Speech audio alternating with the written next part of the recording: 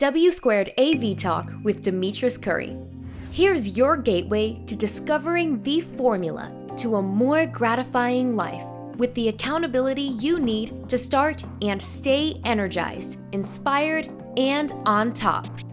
Author and wealth strategist Demetris Curry is a nationally leading voice and go-to authority on insurance and financial literacy.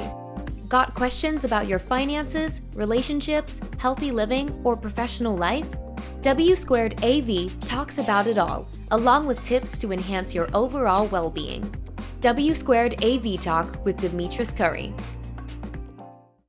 Hello, everyone. Thank you so much for joining us today. We are ecstatic because we have the opportunity today to talk to some of our amazing authors. Before we begin, let's even start off by talking about what Authors Unite is all about. So over the past few weeks, we have been searching for the best way to bring our authors together. And we could not think of a better way than starting off with these authors we have here with us today. I am Demetris Curry, and I'm your host with W2AV, and we are bringing Authors Unite, the blueprint here right now, this very moment. We're going to talk about what is the real reason behind the story of what we put out into the atmosphere. Why do we bring out these books? We have a wonderful episode lined up for you, introducing our guests, and they are here with us here today. I don't know where to start. You guys are just absolutely amazing. Let's start our talking to Miss Tangular Irby. Tangular Irby, as an educator, right? As an educator, she also has her master's in the arts of teaching, six year of educational leadership. And not only that, she is in development of children's books. One of my favorite books is Pearl and Her G's Ben Quilt. And we're going to talk about that book in more detail and what brought her to this place of sharing it with the entire world. Also have with us Miss Beverly Jones-Durr. Now, Beverly, every time you and I talk, she's like Big Mama to me. She tells me, don't you do that, don't you do that. And I just love to talk with her and get the understanding of where do you begin working with youth in the industry of becoming authors, right? Miss Durr, you go all the way back of just working with the military and also creating those programs with the Army, but more importantly, as a motivational speaker and author of Perfectly Imperfect. I just have to say, I'm just ecstatic about what both of you are doing in the industry of working with our youth and authors and also helping them tell their stories. So let's just jump into it. I can't hold it any longer. Let's just jump into it, right? And let's just talk about it. When we first started working with Every Child Has a Story a few years ago, and the organization and everything that you bring to the forefront, Beverly, I was just like, I can't believe that someone is pulling this off and bringing these baby stories to books and to letting them be real authors in the industry. Just tell me how it got started and what gave you that encouragement to help these children become their own authors. Well, it got started in my living room. We had just bought our house and we had not yet found furniture for the living room. And so all of a sudden I turned it into a little classroom where we were teaching children how to write their own books. We had 5 little authors at the beginning. And after a while, my husband, he said, I think this is too big for what you're trying to do. And besides, I don't like walking through the classroom every time I need a cup of coffee. So I decided to turn it into a nonprofit. And the thing is, what started me to doing this is that I have been writing my words and my thoughts and my dreams down on paper ever since I was 9 years old. I wondered what would happen if I gave children the permission to do the same thing. And what happened was that they wrote books.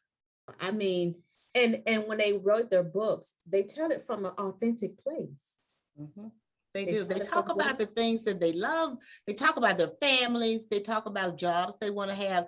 They're very creative right here in this rocket city. They talked about going up and finding new planets and cleaning up the ozone and things like that. They were really stepping out of the box. Wow. Wow. And did it surprise you? Did it surprise you that they had so much to say? And no, it did not surprise me, because children always think grown-ups don't hear them. And for the worst part, we don't, because we're so busy. We just think we're just going to get a one-word answer from our children, which is probably why you get a one-word answer from your children. They don't feel like you're going to hear them. So they don't like to waste words any more than we like to waste words. But I wasn't surprised. I know that there's a story in every child, sometimes more than one. And I was just happy to see it come out. It was an amazing thing to see. Oh, goodness. I just goosebumps, because it reminds me of when I was a kid and I was like, I feel like I have so much I need to say, but I just can't say it right now. Yeah, nobody's listening to me. Or I think if they say it, someone's going to laugh. Or they're not going to be understood, or they're going to think it's silly. Yeah. Right. Yeah. Right. But there's also serious parts of, life telling that story. And that's why I connected so with Tangular, and we were talking about the quilt, right? Yeah. Oh my goodness. See how you have my chill bumps jump on? The quilt, because and I want you to tell us about how this all started for you. But in my mind, right, I think back to my grandma and doing quilts with her when I was a kid. So it just hit home for me. But tell us where it all began. So it all began in a small area in Alabama, Gee's Bend, Alabama, that's now called Boykin. You won't find Gee's Bend on the map. And, both of my grandparents, my family, that's where they're from. And, our family made quilts. And so, I never knew that there was anything different or special, because I just thought that's what everyone's family did, but it's not. And when you say that, when you think about every child having a story, it really speaks to me, because that's kind of where this all comes about, is that, I wrote this book about our family quilts, but every family story is not about quilting, but every family has a story. So that's what I encourage students to do. As a classroom teacher, I taught second grade for 6 years. And what do you always say when you ask children to write a story? I don't know what to write about. I don't know what to write about. I don't know what to write about. Everybody has a story. So that's how I want them to connect. But going back to the quilts, so basically, for people who know about the Gee's Bend story and the quilts have traveled all over the world. They've been in museums, the Smithsonian. There is actually an exhibit right now. There's an exhibit that's in Baltimore, Maryland, that wasn't Baltimore, Maryland. And people they love to see these quilts, because they're unlike anything that most people see when you think about quilting. You think about patterns, you think about symmetry, you think about all these wonderful things. And you may see some of that in a Gee's Bend quilt, but you're not guaranteed to see that, because it all depended on what the women had. So whatever old clothing they could put their hands on. I tell the story about a little bit of history. My grandparents were sharecroppers, so they had to grow their crops. They grew cotton. So we go to the store now to buy the batting in the middle of the quilts, but guess what they did? They had to use the cotton that they actually grew. And right there, and picked with their own hands. So it was all about using the things around them for survival, right? So back then, families had 10, 12, 13 children. So how do you keep your babies warm when you don't have a lot? The houses weren't heated. So what did they do? The ladies got together and they built community around making these quilts and helping each other make all of those quilts. And they would move from house to house to do that. And what were they doing? Telling their stories. They were, if you think about, with the pandemic, being in isolation, not being able to have that human contact, that was such a big part of who we were, especially back then, because there were so many things that we were denied and not able to do. So think about the women who didn't have the right to vote. Think about the women who a lot of times in households, they weren't the head of the household. They didn't always have a lot of say. There was someone else who, usually made all of the decisions. But when we got together and we started quilting, you couldn't tell me that I couldn't put that pink scrap with that purple scrap. I'm putting it together. So that was freedom.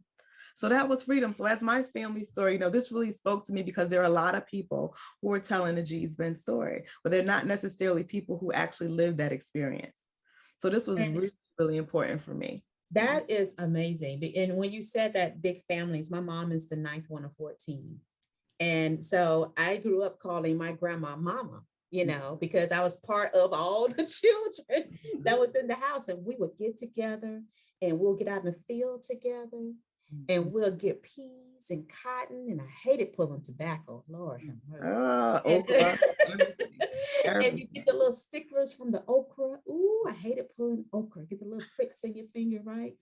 But we would all do that together. And it just sort of reminded me of, having to get a patch from grandpa's pants that had a hole in it, or maybe a sock that was not working anymore, or even an old jacket that he can't fit no more. And then you take all the patches from that. And one of my favorite quilts I still have. One of my favorite quilts, and my son loves to sleep with it when he visits my grandparents, right?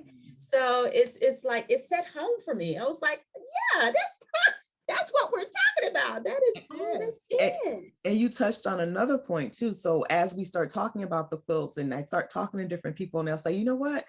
I wonder what happened to grandma's quilt that I used to have. So for some of us, we're losing the thought that these things are priceless. Yes. I mean, it's not, I don't care if it's just a little scrap left. That's all that you have left. That's your family story. That's history in there. So think about all the people, and I'm not saying anything negative, but there are a lot of people who say, I'm trying to minimize. I'm living a minimalistic lifestyle right now. I need to get rid of all of this stuff. Well, there's some things that you should not get rid of. Somebody in the family will hold that near and dear, but once it's gone, it's gone. And so for me, when you look at the price, so some of these quilts have price tags, especially the older ones, of tens of thousands of dollars. I've heard of ones being sold as much as $30,000. So one of my grandmother's quilts, which is actually on the cover of Pearl, right? That's one of her quilts. So for someone who says, you know what, I can never spend that amount of money for a quilt. Well, guess what? If you have Pearl, you actually have some G's Ben history, because throughout the book, and it's not just the one on the cover, there are other quilts that my family owns that are actually in the book. So it's a way of saying, here, you could actually touch and see a G's Ben quilt. Yeah. My family still has a lot of these quilts. They just sort of like stack them. And they're in my great aunt's house, and they're like stack. But you can't go in that closet though. Don't you touch my quilt.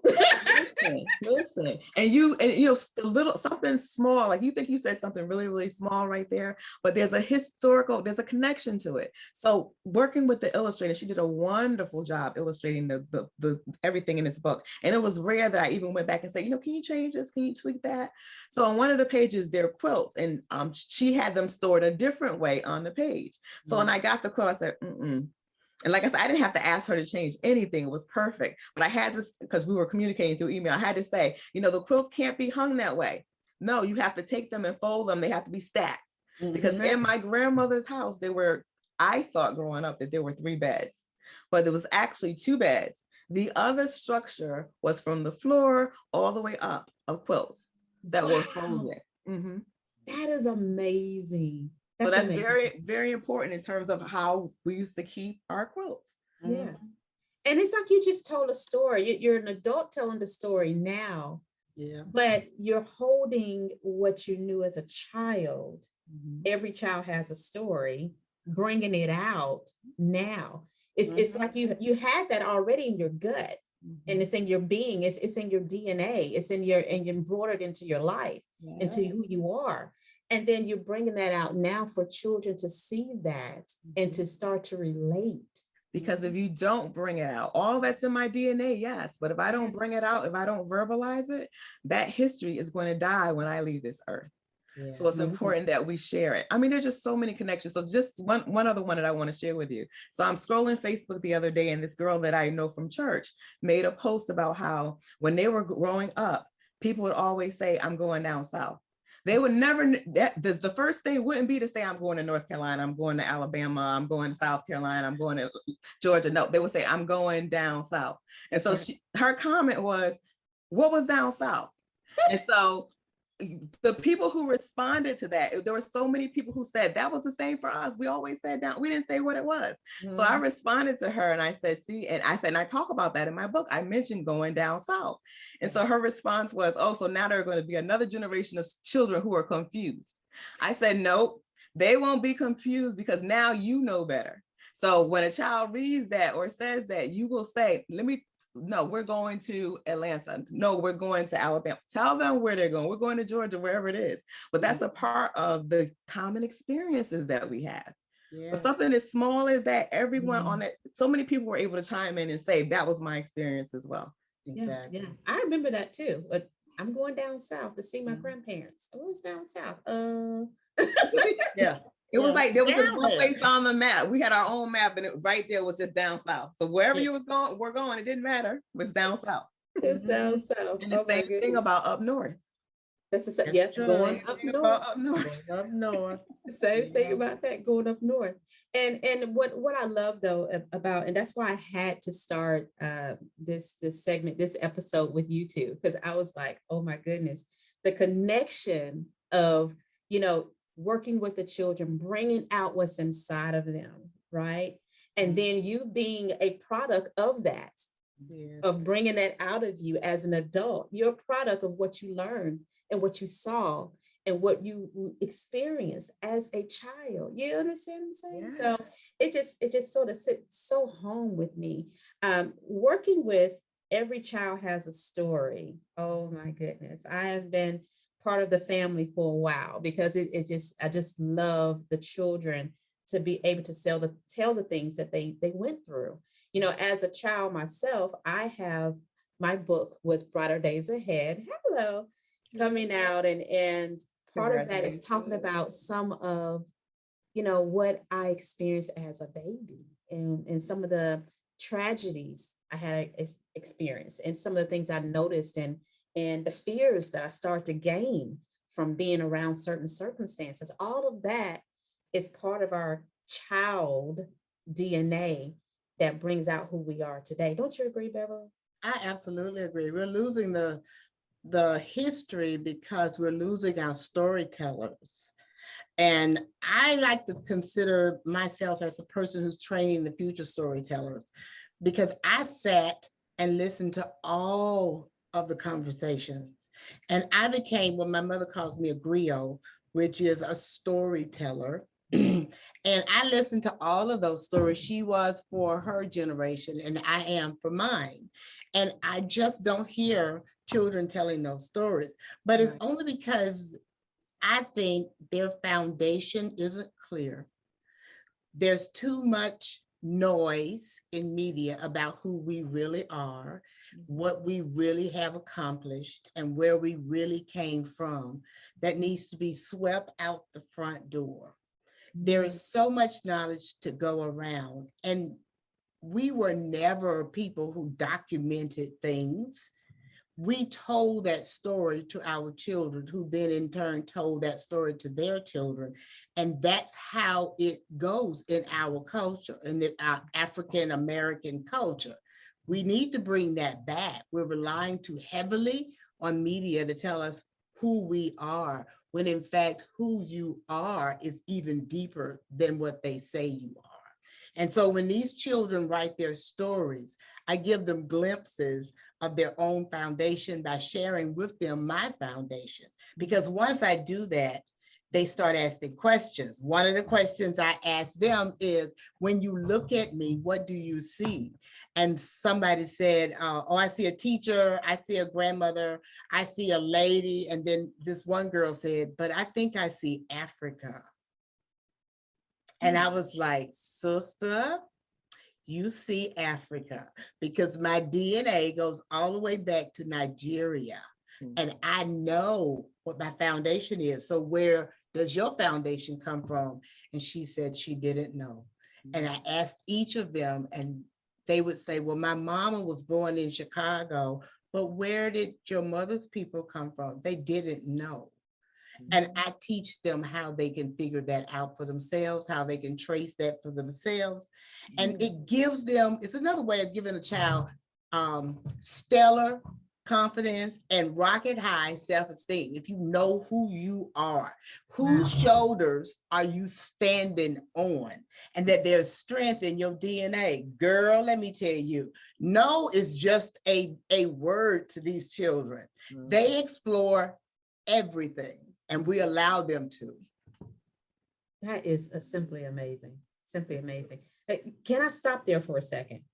Because now you got my brain just exploding over here, thinking about where it all began for us, right? Where it all began for us. And not just experiences of growing up, but the experiences behind the experiences, right? For instance, my grandmother and I were very, very close, and she has Indian native, okay? And she has that into her heritage. And so a lot of things that I learned was some of that, of how to fish and how to, descale and all these other things that she would teach us, as far as how to use certain ointments for healing, how to, be able to create your own healing recommendations, all of that out of the earth.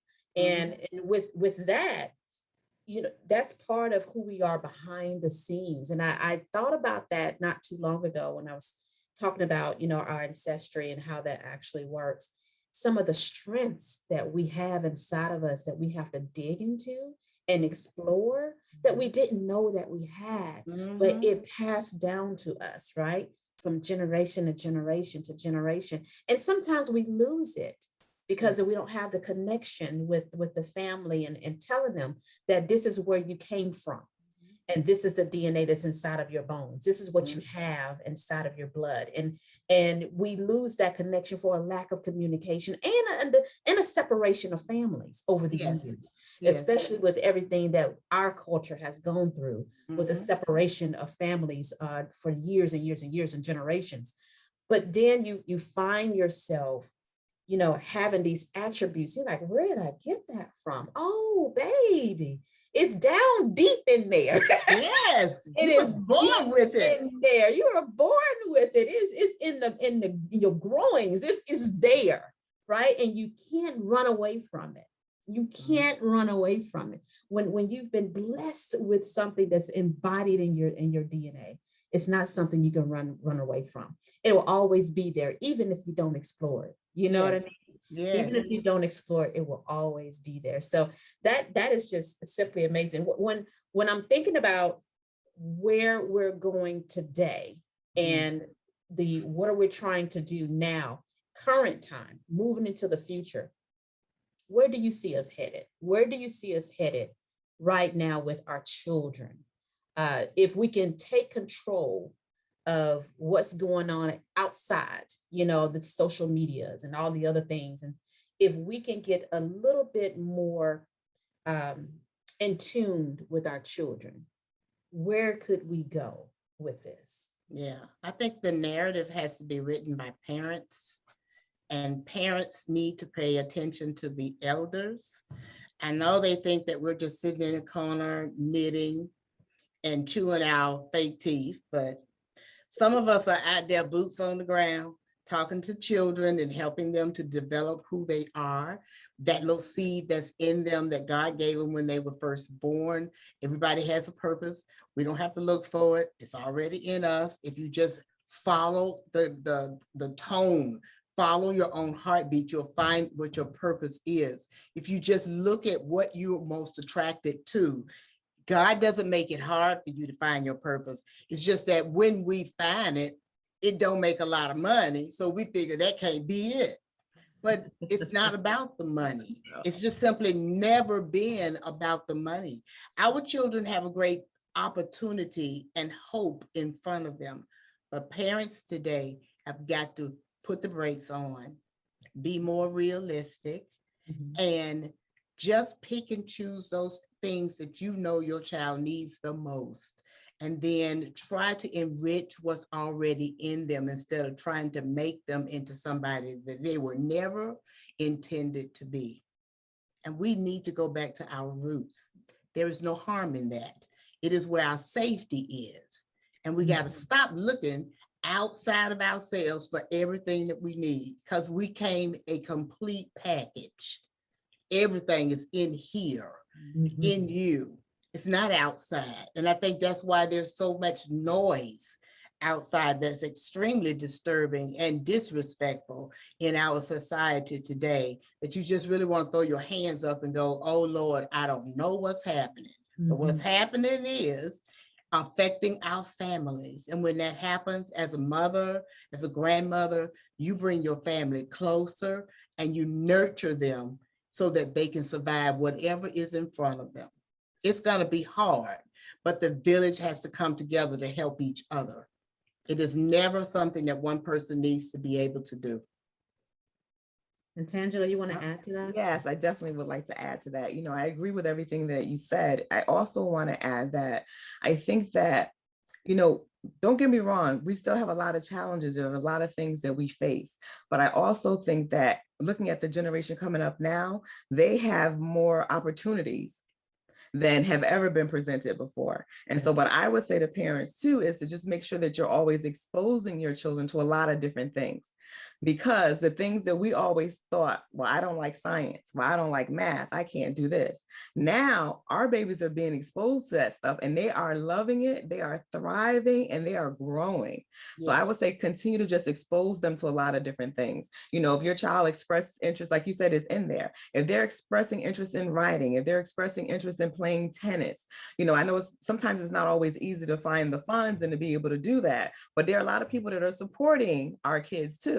So look for resources that can help them grow into what it is they're saying that they want to do. Because you just look at, you know, the Olympics and you look at sports and you look at what these young people are doing now, and it's absolutely amazing. You see those babies on TikTok learning these dance moves and doing all these, I mean, they can do it. So as the adults, we have to be the ones to kind of guide and help them. And going back to, you know, what you were talking about in terms of the storytelling, I just think about when I was growing up, you know, a lot of times we know those stories because we were sitting around our elders while they were sitting there, while they were talking, while groups of them were quilting. We were in the same room and we were listening. And we also knew not to repeat what we heard, right? And if you were like me, I was nosy as a child. I wanted to hear. So I knew to also be quiet. You know, that whole thing, children should be seen and not heard. Well, I took that literally. So you didn't hear me, so I could continue to sit there and listen. But I knew not to repeat what I heard. But I have those stories. I knew not to go to another adult and say, you know, I heard auntie say da da da da da. You know, you didn't do that. But you started hearing those different stories and knowing about different challenges and how people were able to overcome them and what they were able to do. And so you had a sense of your family history. But I think now, again, going back to, and I know we're socially isolated and we're not able to do a lot of that anyway, but if a group of adults are together, the children are on their iPads, they're on their phones, so I think they're missing out on a lot of that. So I think we have to find ways to find a balance. Read to your children, expose them to books and things, music that they might not like at a young age, because as they get older, they'll gain an ear for it. So there's just so many things as parents, I think, that parents need to keep in mind. And then the other piece, when you think about the whole Black Lives Matter, and you looked and you saw who was out there marching, well, they were a lot younger than I am, right? And when you looked at them, they all looked different from me. So that's an opportunity right there. I think the younger generations, like, we can all get along, you know, regardless of what your race is, what your creed, what your color, what your sexuality, it doesn't matter. We can all get along. And they're setting the example. So I think in some cases, the adults need to step back and let the kids set the example, because there are young people who are out there and they're ready to do it. They are ready to do it. And that makes a lot of sense too. As a mother, my son is 12, and we sit down with him a lot and talk about what matters to him the most and what is it that he has interest in. What did he enjoy about his day? What was not so enjoyable about his day? You know, what are you hoping to do in life? Any ideas? And I had a conversation with him 2 summers ago about entrepreneurship. And because I'm a 5th generation entrepreneur. And I told him, I said, sweetheart, have you ever thought about doing something for yourself? Or you want to be an employer or an employee? Any ideas of what you want to do? And he was like, Mom, right now, I just don't know. And that was like 2 summers ago. But this past summer, he surprised me. And he said, hey, Mom, I made some money today. I said, you made money doing what? Yeah. Wait a minute now. Wait. Yeah. You made money doing what? Tell me more about that, right? And he loves to play video games, but my son looks at video games in a different light. When he looks at them to see what's wrong with them, what's not user friendly, what could have been done better, what graphics don't look quite right. You know, he talks about that kind of stuff, right? And then all of a sudden he was like, well, now I'm editing videos for some of the gamers and they paying me to edit their videos. Oh, awesome. Yeah. So I said, really? He said, yeah, let me show you one. And then he showed me one of him putting some jazz music to it for a guy and putting his edited information at the bottom, his name and his little trade line there. I said, look at you. Then he put a little logo on the corner for the guy. Mini mogul. Yes. Mini mogul. Yes. Yes. But my thing was for him, I said, baby, tap into something that you love. Tap into something that you enjoy doing. And if it's something that makes sense for you, let's play around with it and explore it. It took him a couple of years to come up with an idea that he thought would make sense. But then all of a sudden he said, Mom, you're going to be proud of me, Dad. You're going to be proud of me. Look and show you what I did. And guess what? They're paying me for 30-second clips and 60-second clips and 90-second clips. I said, hold up, let's start counting these duckies. Yes. Investments. Yeah. And then he had the audacity to ask, hey, Mom, since you guys have a Cash App, can I have him send you my payment by Cash App? And then possibly I can put it into some stocks. Huh? He's been listening. Yes. That's where, there it goes, right? He's been They always listen. We just don't realize it. They listen, and kids pay attention. They pay attention. And hadn't talked to him about stocks, haven't talked to him about trading, haven't talked about that. But he probably hears Mom talking to clients all the time. And he said, you know what? I may want to get into all better at some point, you know? But that's just a telltale sign right there, Tangela, what you were saying as far as, hey, make sure that you're exploring the things that they love, explore the things that they enjoy. And you don't know, it may end up being something that make them money one day. That's true. It may be something that they change somebody else's lives with one day. It may be a company that they build one day. You know, how powerful is that? Very. It's very powerful. I mean, if you are really, really enjoying what you're doing, how in the world are you not going to make money? That's something that you would do laying in your sick bed. You're going to do that no matter what. You're going to put 190% in it every day. How can you not be successful? Right. So don't be afraid. Doing something that you absolutely love. Yes. Now let's talk about this perfectly imperfect. Woo, I'm switching gears on you, girl. That's deep, girl. That's deep. Perfectly imperfect. And I love that you wrote that book, and I don't want to tell your story, but I love that the timing of when you pulled that book together. So you have to tell us more about it. That wasn't my time, and that was God's time. See, Hey, I knew the day was going to come when he was going to say, okay, Beverly, it's time for you to write that book. You know, and I heard him and I kind of like, no, I don't think so. But this came during the time when I'm always talking to my clients about being transparent, being who you really are 100% of the time, so that people have no question about who you are. And here I was getting ready to deal with the biggest stressor I have ever attacked, and I wanted to be transparent, mostly because I found out that in 2019 I had triple negative breast cancer.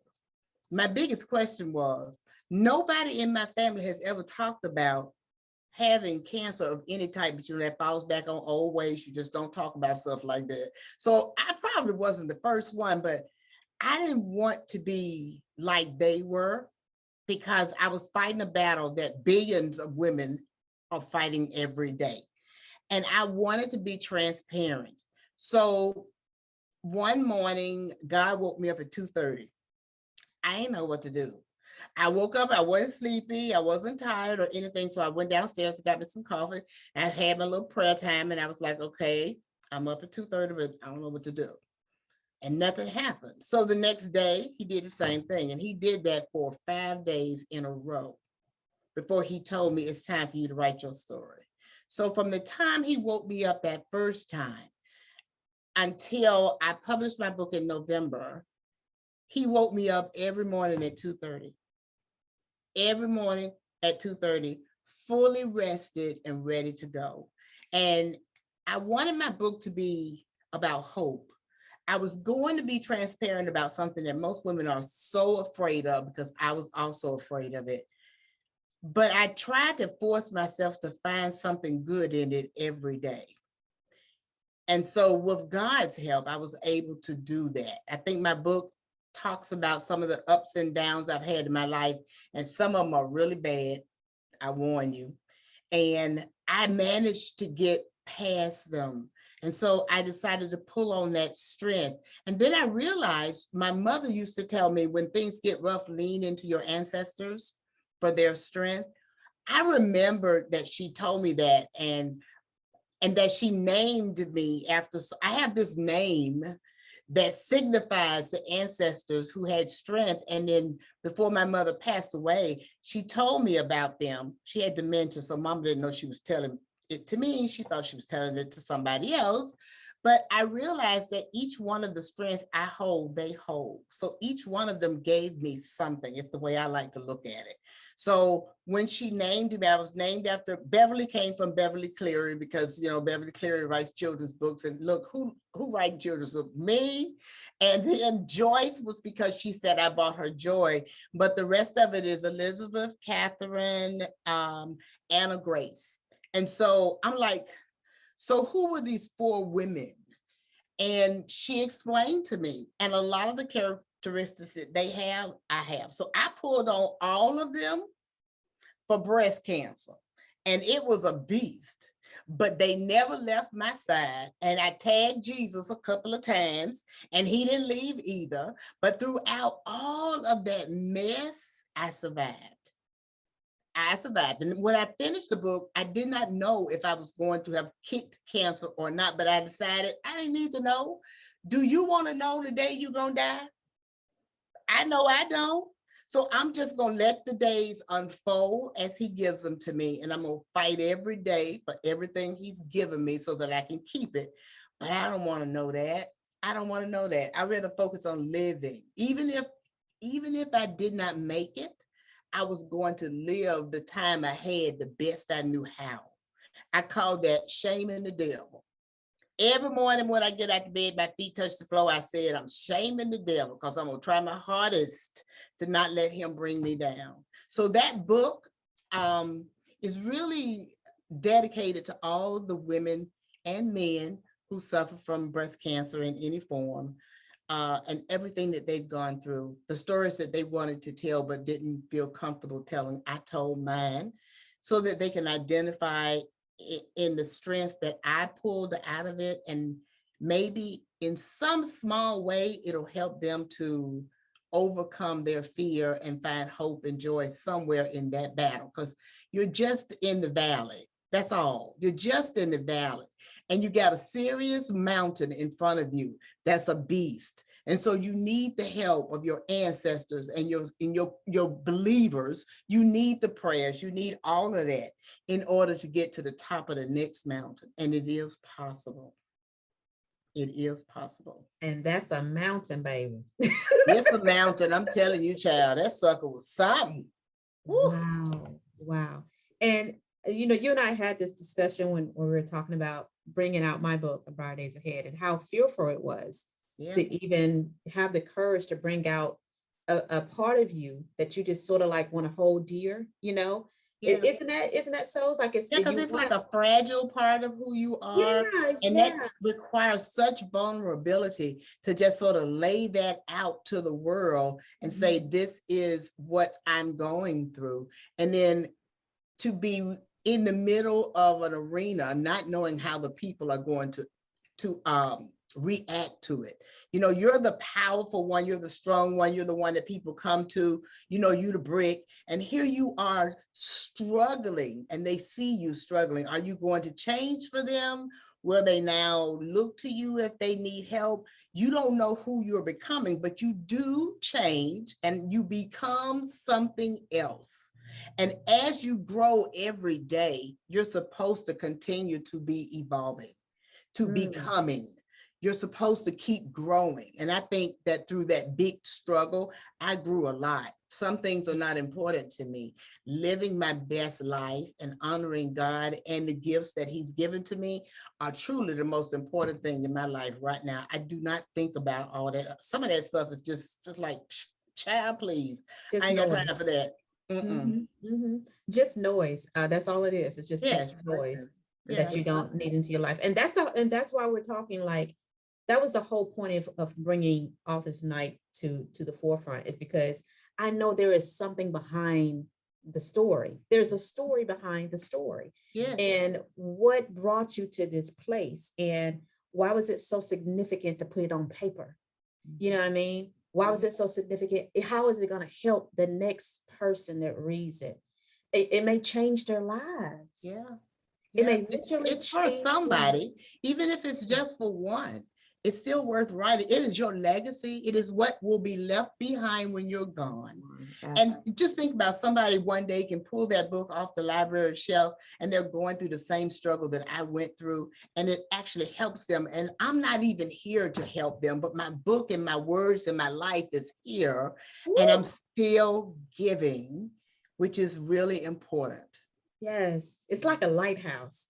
It reminds me of having a lighthouse. Don't you think so, Tangela? Definitely, definitely. You know, like you said, when we leave here, you know, what is the world going to say about you?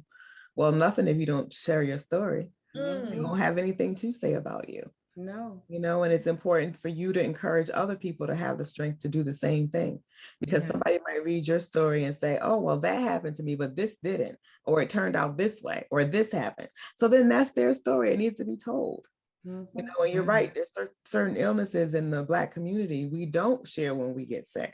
You know, and I had a pastor who said one Sunday, I'll never, you know, my memory is so bad, even at this age. So I can't imagine if I'm blessed to live 20 years from now, what I'll be able to remember, right? But one of the things that he said is that when you're going through an illness and you don't say anything to anyone, you rob them from the ability to love on you, to tell you how much you mean to them. You know, and so, but think about that. So giving that up could give you so much more in terms of pulling on strength and power from other people, an encouraging word. You know, we just lost, our community just lost someone who was really, really ill and we didn't know, you know, and everybody's like, I wish I would have had the opportunity to say, or to go visit, or to send some flowers. Yeah. You know, and I don't know where that comes from. Somebody needs to write a book about that. Right, where that comes from. And it wasn't until I started working with, you know, a community of people who don't look like me, and someone had an illness, and we were printing t-shirts, we were having spaghetti dinners, we were doing all these things to support them, but we as a community, we don't do that. Yeah, that's one of the things that I think is tradition here, especially in the South. Down south. In the South, yes, yes. Notice I said the South. It's tradition, and you know, my dad, who passed recently, a lot of you guys know about that, and you know, he didn't want to tell us that he had cancer. He tried to keep it as long as he possibly could, to the point where he was like, I don't want to have treatments. So we know you don't want to have treatments. It's totally your decision to make that decision. But then he decided, okay, I need to have treatments. It's getting worse than I expected. And then he decided to share with the children that he had cancer, lung cancer, and it had extended to brain cancer.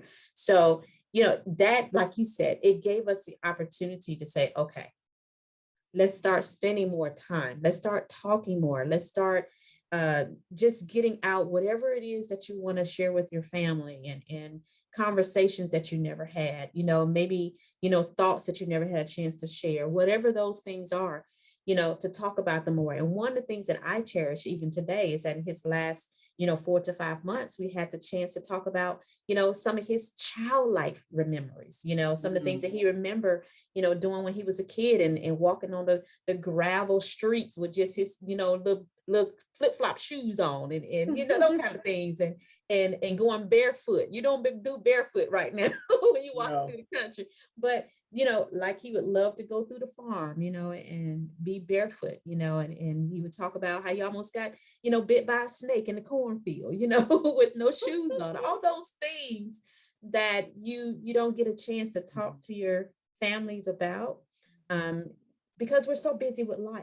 We get so busy with life and we don't take the time to just talk about memories or talk about, some of the things that make you laugh or make you smile or something that you think you should pass down to your kids and your grandkids, pass some things down to your grandkids. And so he had the opportunity to share some stuff with my son, of just, hey, make sure you don't have your pants hanging out too low. How your grandparents do. I know. That's the granddad talk. And look, don't you have your pants hanging down? Tell them little girls you ain't got time. We got things to do. Right. It's grounded in love. It's so grounded in love that he didn't want you to worry. He didn't want, you to want it to impact what you're doing on your day job, et cetera, et cetera. So, we understand that's a big part of why people prefer to be silent about it.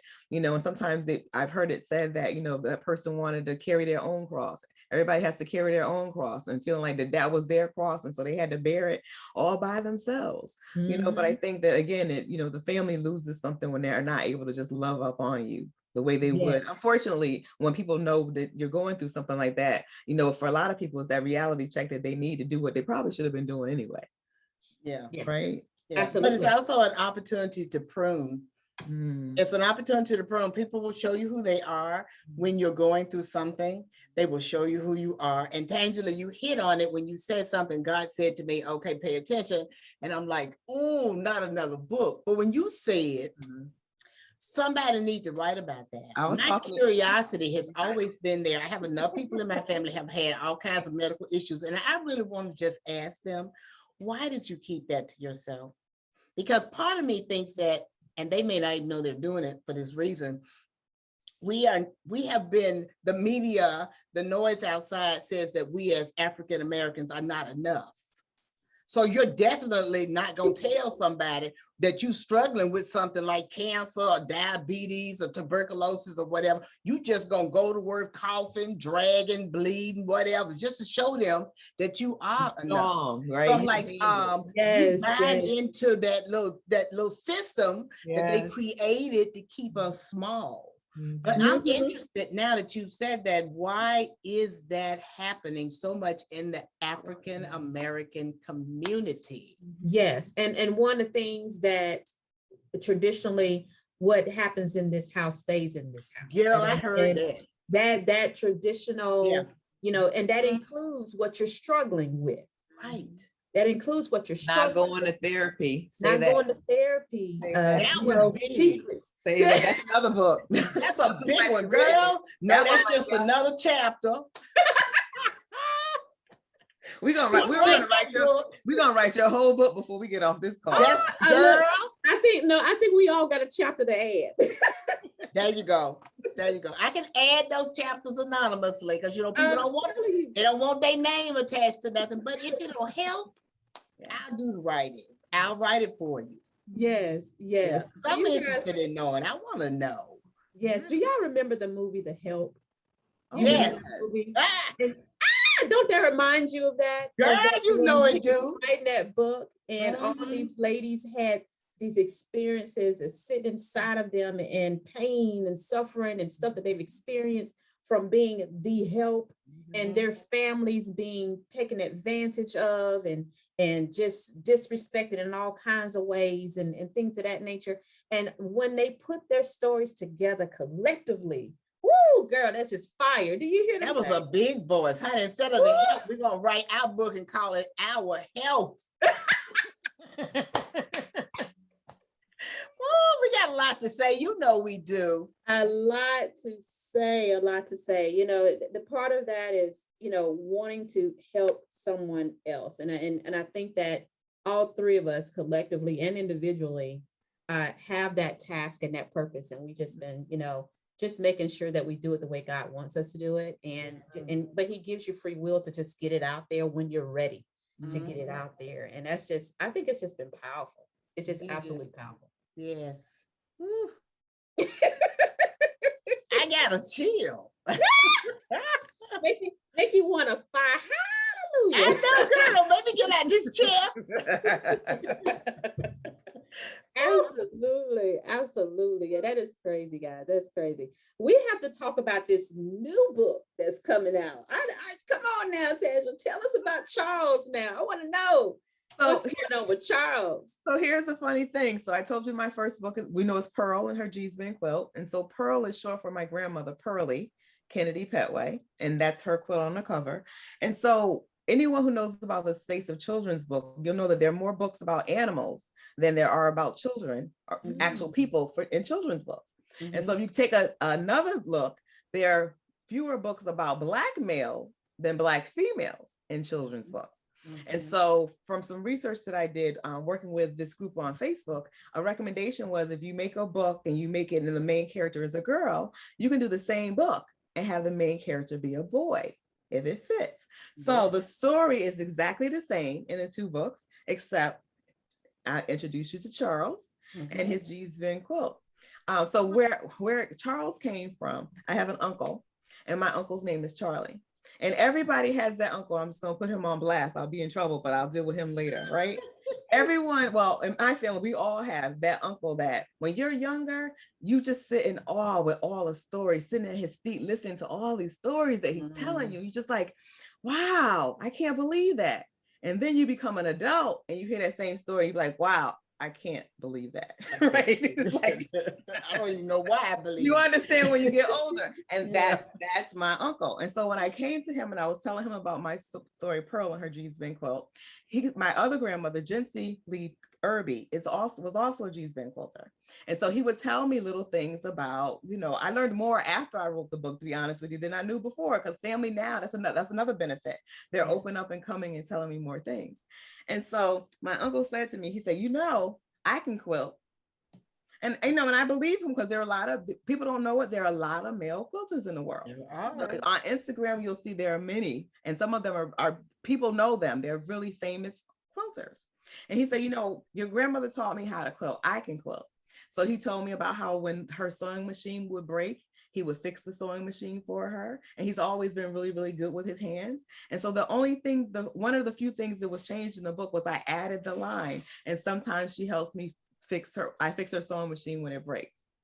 And so that's pretty much one of the only differences in the book. But so he has his two friends, and they have their play date, the same thing I talk about, the Sunday dinner, the collard greens, the chicken and gravy, grandma's famous tea cakes, all that.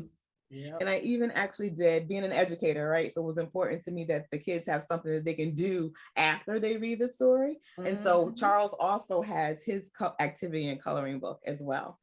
And I give space for children to then go and write their own stories. So I give them some prompts to think about, what they want to write about, or they can just write their own thing. I love that. That's outstanding. Yes. Get me some copies. Yes, definitely. I would, let's talk, because I want to do something with your group. Okay, that sounds good. I definitely want to do so, even if it's to come and, share, my story or how I came up with writing about this. And, I have some ideas to help kids brainstorm a little bit, but I'm sure you're doing some of that already from what you just said. But it's always good to hear from somebody other than me that they can connect to, because, they just look up to me like, Miss Bev, she can't do nothing wrong. But listen, I can. Well, and my friends know. So let me bring my friends in to talk to you. Yes. So everything. So I will definitely give some time and talents to that. That's near and dear to my heart, because what I'm actually doing is, I read the story to schools all across the country. And I talk to them about the quilting, and I show them, just like I have one of my Aunt Mary Letha Petway's quilts behind me. Yeah. I talk to them, I bring it up closer so they can see the stitching in the quilt and how, she does it's a lot of handwork that she puts into her work.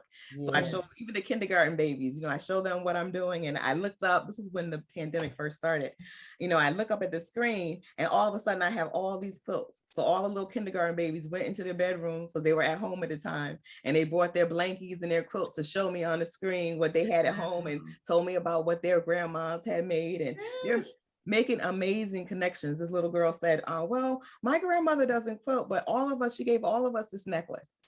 Yes. So could you imagine her story in the future about the magic necklace that she got from grandma? Exactly. Wow. Exactly. So they were making those connections. And then another thing, and I'll say this and I'll stop talking. But another thing that I really enjoyed was I was meeting with a group of students from a district here in Connecticut. And, I allow questions and answers. So a student came up and he didn't look like me, right? So his question to me was, why does Pearl have hair like yours? And can I tell you, I had my hallelujah moment because I was able to have a conversation with this little baby about race that wasn't, I didn't use the word race. I didn't make anyone, no one got their back up. He really wanted to know why her hair looked like mine. So I was able to share with him the fact that, in children's books, there are not a lot of characters that look like me. This story was about my family. So it was important that the little girl had hair like mine. And so it was, innocent. He really wanted to know. But and they get it when you're simple it. and you just give them the answer. Just answer the question. The boy didn't ask for a dissertation. Exactly. And it spoke to me in that, in his experience, he hadn't seen a lot of characters that look like me. Right. So it confirmed that. So when I tell you, talk about do something that you love, when I tell you that I'm absolutely loving doing this, I mean, the questions that come, and then you talk about, in God's timing. I'm going to go back to the hair story again, right? So in the illustrator, I told you there were very few things that I asked her to change when I got those pictures because I absolutely love them. So when I got the cover for Pearl's hair was just really like Charles. There weren't any pigtails. So I can imagine her hair would have probably been up in a bun and the bun was cut off. And so I went back to her, I said, can you give her some hair? Yeah. Now imagine if I didn't ask her to add that in there. Yeah. And I'm learning every little thing has a purpose. There are little lines in the book that I didn't know that later on would mean something. Yeah. Wow. Because when you write a book, you got to think beyond the book, because it's more than about my family story. It's more than about our quilts. It's about how it connects to other people. And there's just so many lines that have been able to make that bigger connection for other people that was not in my head when I wrote the book. Yes. So you know who had that plan, right? Yeah, it wasn't my plan. We know. We already know it ain't. It's not in our plan, and not ours. I am not that smart. We just rolling with the punches, baby. We are rolling with the punches. I'm enjoying the ride. I'm so excited, and thank you guys so much for doing this with me. And it's just, it's really confirmation that we're going the right direction of helping as many people as we possibly can help with our stories and keeping people connected, keeping authors connected, keeping sisters connected, keeping families connected. And so I'm just so super excited. Before we go, I have to make sure everybody knows how to get your bodies of work. How do they find you? Miss Beverly? How do they find Every Child Has a Story and make sure they get the Perfectly Imperfect? Well, Every Child Has a Story is on Facebook. And if you just did a search, Every Child Has a Story, you'll find us. We're also on a website, and it's simple too, everychildhasastory.org. You can look at all the programs and pictures and stuff that we've been doing with the kids. And my book is on Amazon. So if you just search Google Beverly Jones-Durr, Amazon, it'll take you straight to the page. Excellent. Miss Tangela, tell us how to find you. All right. So I am all over as well. I am on Instagram. I am G's Been Made, G's Gees Been Made on Instagram. There's a link there, so you'll get all the information. You'll see where the quilts have been on Good Morning America. There's also a YouTuber, Kayla, who reads the book, and we've had over 2,000 people. I'll take a look at that. So it's there if you want to hear and see the whole story before you make a purchase. And there are also links there on Instagram where you can purchase the book. Excellent. Oh, you guys are fire. Absolutely fire. I have enjoyed this episode with you of Authors Unite Blueprint, because it is really telling the story of why we do this, right? Or why we do this. Why do we pull this together? Why is it so important to put it on paper to make sure that generations and generations and generations are, affected with this in a good way, to say, hey, this is what you can do. This is your story. This is your family story. These are your experiences. They matter. and they're helping somebody else. And they're really, it can be just medication for you. I've learned even when writing my book, it ended up being just medication for me to just get it all out, right? To get it all out. So I'm ecstatic and that we had the opportunity to pull this together. Thank you so much, my sisters, for doing this with me. And I appreciate you. I honor you. I am so thankful for you. And I'm excited for everything else that you have coming in the future. Well, I got you, honey. You can ask me anytime. I'll be available. That's right. You got to support each other. If I can find you guys, I know y'all be on NBC, ABC, CBS, everywhere. So whenever I can get you to say, hey, when you're not on television, can you come by? I'll put everybody on hold just for you, girl. I love it. Love you guys so much. Thank you so much for being here with us today. And next time we'll have on a new episode of Authors Unite. We'll be talking more about what is really going on behind the scenes of being an author and what brought them to this point with our new episode coming soon. Make sure you stay here with us.